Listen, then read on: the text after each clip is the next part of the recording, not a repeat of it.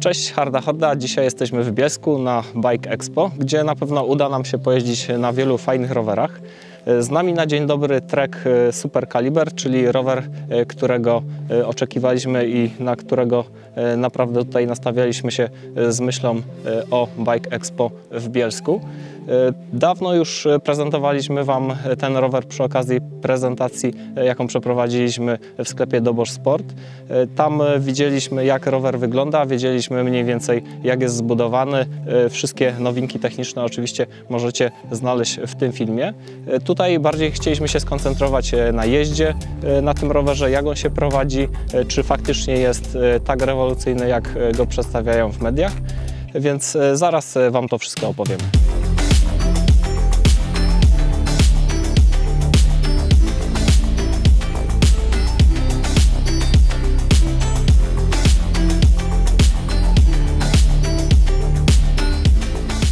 Rower, który tutaj Wam prezentujemy, jest może nie do końca w moim rozmiarze, jest to rozmiar LM. Dla mnie zdecydowanie tutaj pasowałby jednak rozmiar L. Czuję właśnie, jeśli chodzi o reach samego roweru, że jest on trochę za krótki na mnie, jednak nie przekłada się to aż tak strasznie na to, jak się po prostu na tym rowerze jeździ. Rower jest bardzo komfortowy i to od razu czuć po pierwszych kilometrach jazdy, zwłaszcza właśnie w takim wymagającym terenie, gdzie mamy dużo kamieni, korzeni i innych dobrodziejstw lasu. Najważniejsze, na czym chcieliśmy się skoncentrować, no to na pewno nowy zawias Izostrack, który jest tutaj rewolucyjnym podejściem do rowerów full suspension. I właśnie głównie pod tym kątem sprawdzaliśmy rower.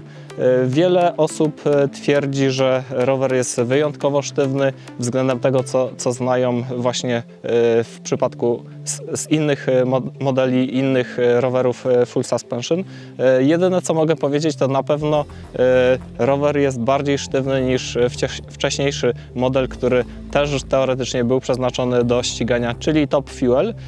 Ja jednak jestem zdania, że nie ma tutaj aż tak dużej różnicy względem zwykłego fulla, oczywiście takiego nastawionego stricte na jazdę XC. Rower jest faktycznie sztywny, jednak jadąc na nim, mijając właśnie wszystkie te korzenie, kamienie, nie odczułem, zwłaszcza na podjeździe, żeby był on znacznie bardziej sztywny względem tego, co znałem z innych rowerów właśnie full suspension.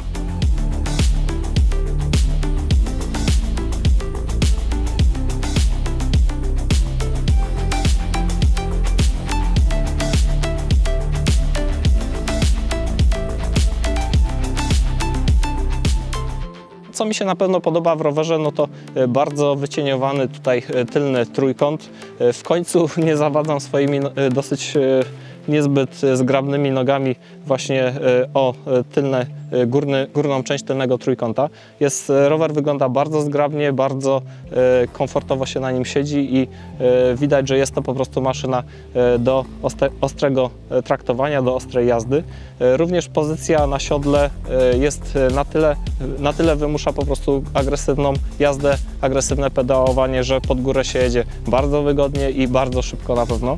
Nie mam niestety tutaj licznika, ale tak wizualnie widać, że po prostu rower nieźle tnie pod górę.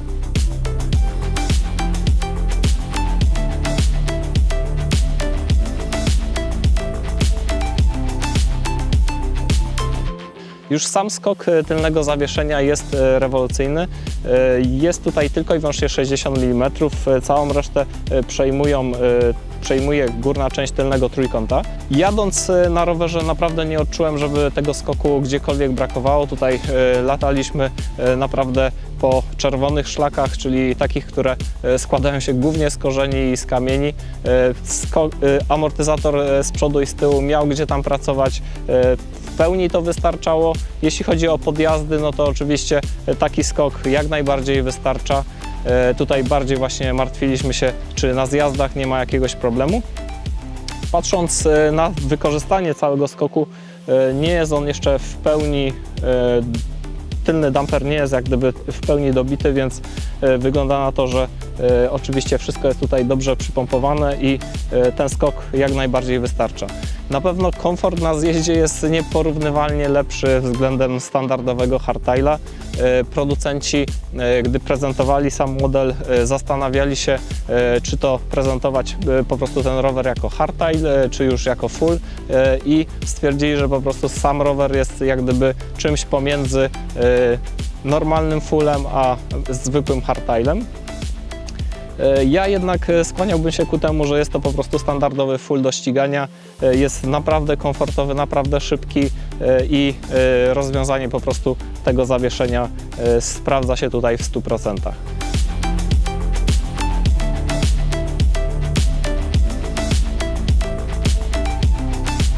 Jeśli chodzi o wyposażenie samego roweru, nie ma tutaj zbytnio większych uwag. Na pewno ten model, który tutaj prezentujemy, to jest dokładnie taki, który prezentowaliśmy Wam w Dobosz Sport, czyli model 9.8.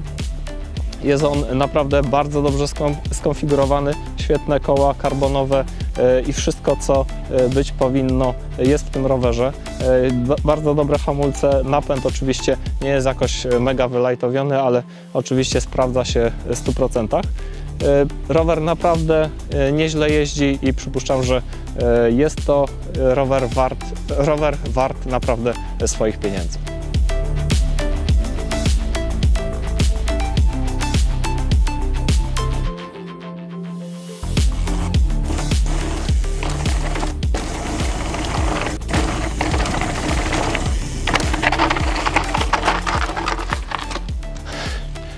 Dojechaliśmy do mety. Rower naprawdę spisuje się wyśmienicie w terenie. To, o czym nie wspominaliśmy wcześniej, to na pewno to, że rower jest bardzo lekki w tej konfiguracji. Jest idealny, jeśli chodzi właśnie o trasy cross country. Dodatkowo piasta z tyłu brzmi naprawdę wyśmienicie, aż nie chce się pedałować. To były naprawdę fajne godziny spędzone na super kalibrze. Rower spisuje się wyśmienicie.